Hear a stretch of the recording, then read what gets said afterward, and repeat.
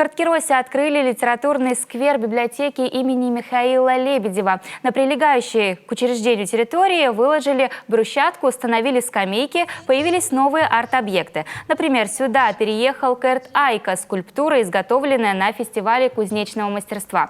Встроенный в нее QR-код позволяет прочитать одноименную поэму Михаила Лебедева и даже послушать ее на русском, коми и французском языках. Здесь же появился книжный шкаф, так называемый буккроссинг, с помощью которого сельчане могут обмениваться книгами. QR-код на двери дает доступ к видеообзорам библиотеки о литературе. Идея создания литературного сквера появилась не случайно.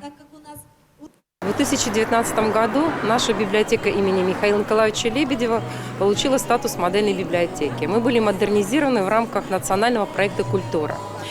Территория, которая прилегает к библиотеке, она оставалась прежней. Поэтому мы так понимали, что нужно облагородить и нашу территорию, чтобы она соответствовала тоже модельному стандарту деятельности публичных библиотек.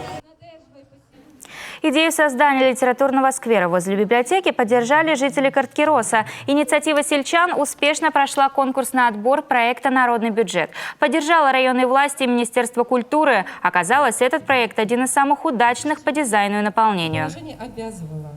Стоит отметить, что Карткиросская библиотека как раз одна из таких библиотек-флагманом этой модельной реформы. И поэтому логичным продолжением этого проекта стало облагородить территорию возле библиотеки. Как я сегодня уже отметила, очень важно, чтобы библиотека и ее деятельность выходила за стены учреждения. Мы сегодня с вами могли наблюдать, что фактически все пространство обеспечено QR-кодами, то есть человек, не заходя внутрь помещения, может уже понять, насколько для него интересен этот проект.